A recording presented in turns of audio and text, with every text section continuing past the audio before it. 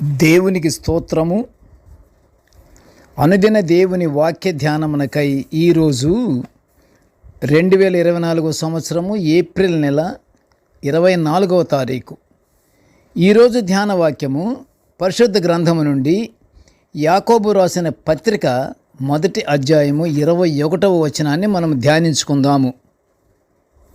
ఆ వచనము ఏమనగా, సమస్త కల్మషమును విర్రవీగుచున్న దుష్టత్వమును మాని లోపల నాటబడి మీ ఆత్మలను రక్షించుటకు శక్తిగల వాక్యమును సాత్వికముతో అంగీకరించుడి.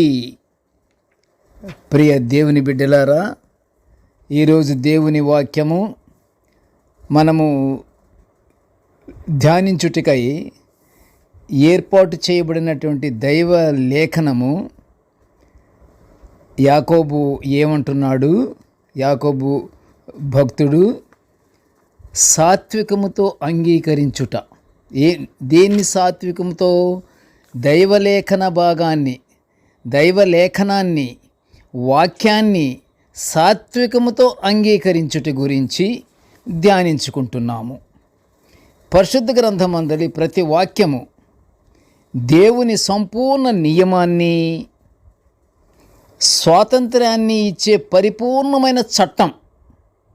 దేవుని వాక్యం అంటే పరిపూర్ణ, ఇక అది ఎంతంటే పరిపూర్ణమైన చట్టం అంటది. ఇక అందులో ఏమి చేర్పులు మార్పులు ఉండవు.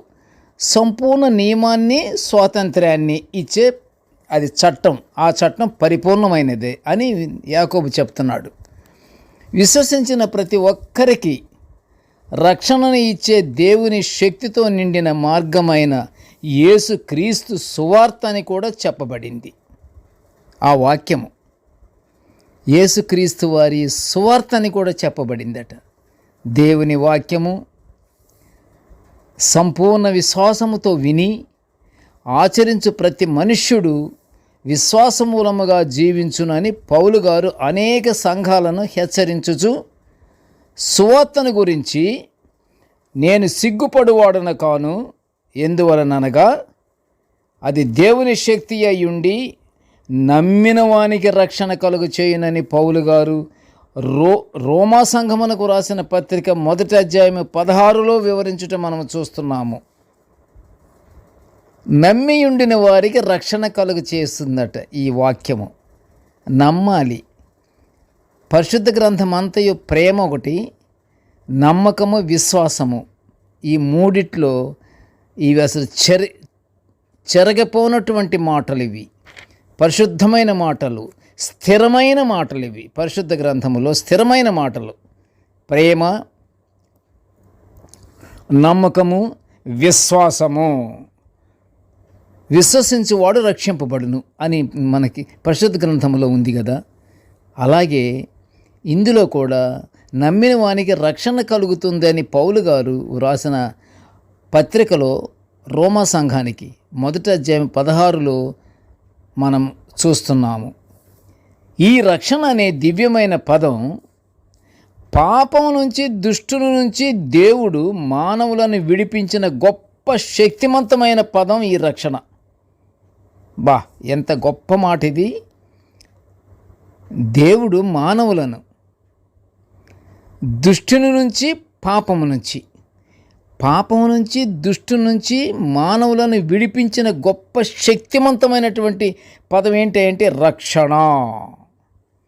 యేసు ప్రభువు దేవుని కుమారుడని,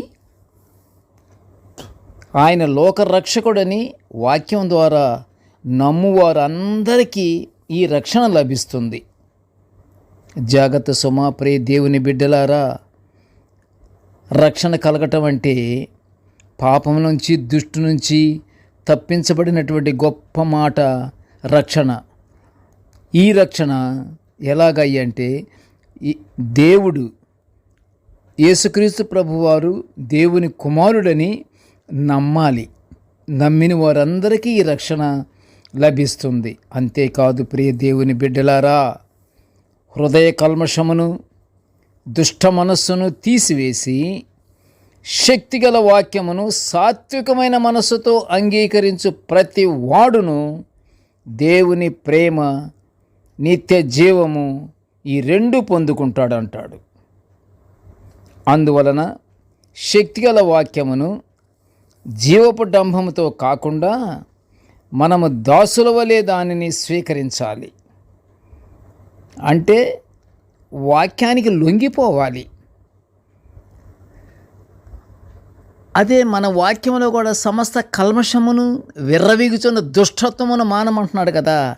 అలాగే మన దాసుల వలె దానిని స్వీకరించాలి. ఎందువలనగా అది దేవుని స్వరము. వాక్యం అనగా అది దేవుని స్వరమట. ఎంత అద్భుతమైన ప్రక్రియ! దేవుని స్వరాన్ని మనం స్వీకరించాలి. దేవుని స్వరాన్ని మనం మాట్లాడుకుంటున్నాము. దేవుని స్వరాన్ని మనం చదువుకుంటున్నాము. దేవుని స్వరాన్ని మనం భద్రపరుచుకుంటున్నాము. మనము పరిశుద్ధత కలిగి, లోబడు గుణము కలిగిన వారమై, మనము ఆయన సైనికుల వలె ఆయన వాక్యాన్ని స్వీకరించి పరలోక ఆశీర్వాదాలు పొందుకుందాము. ఆమేన్. ప్రార్థన చేసుకుందాము. ప్రేమగల తండ్రి, జీవముగల నాయనా, నీ పాదముల స్తోత్రములు. కృపగల తండ్రి, నీ యొక్క వాక్యాన్ని మేము నిత్యము ఇలా ధ్యానించుకునే భాగ్యాన్ని మాకు అనుగ్రహించినందుకు నీకు ఘనమైన స్తోత్రములు తండ్రి.